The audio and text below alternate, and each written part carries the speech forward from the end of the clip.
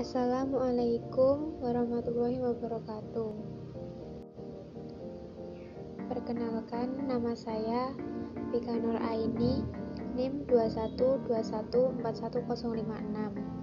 Saya dari kelas Mazawa 1B.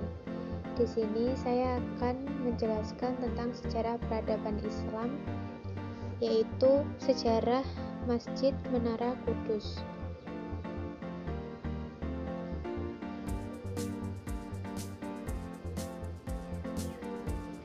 Sejarah Masjid Menara Kudus.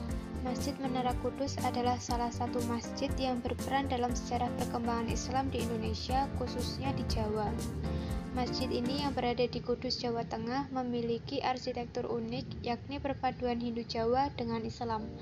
Masjid bersejarah juga disebut dengan Masjid Al-Aqsa dan Masjid Al-Manar.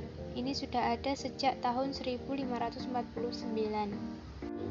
Sejarah dan pendiri Masjid Menara Kudus. Masjid Menara Kudus didirikan oleh Sunan Kudus atau Syekh Jafar Shodiq.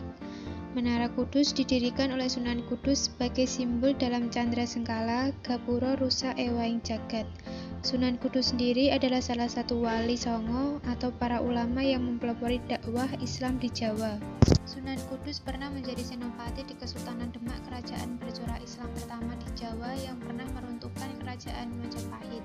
Selain itu, Sunan Kudus dikenal sebagai ahli hukum Islam.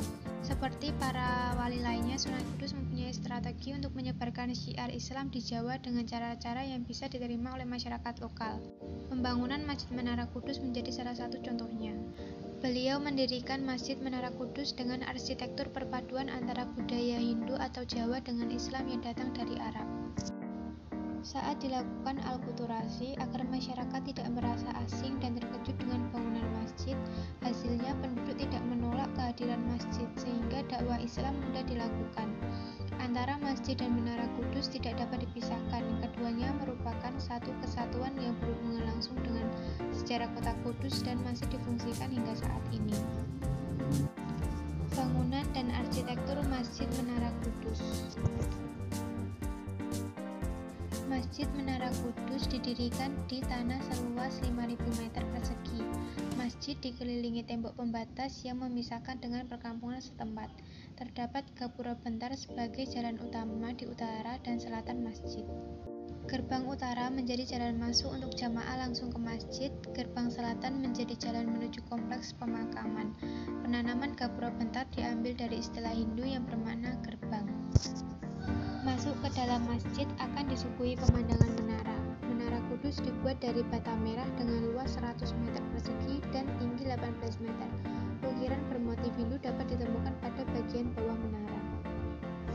Arah bangunan Masjid Menara Kudus seperti masjid lainnya di Indonesia yang mengarah ke arah Ka'bah sebagai kiblat.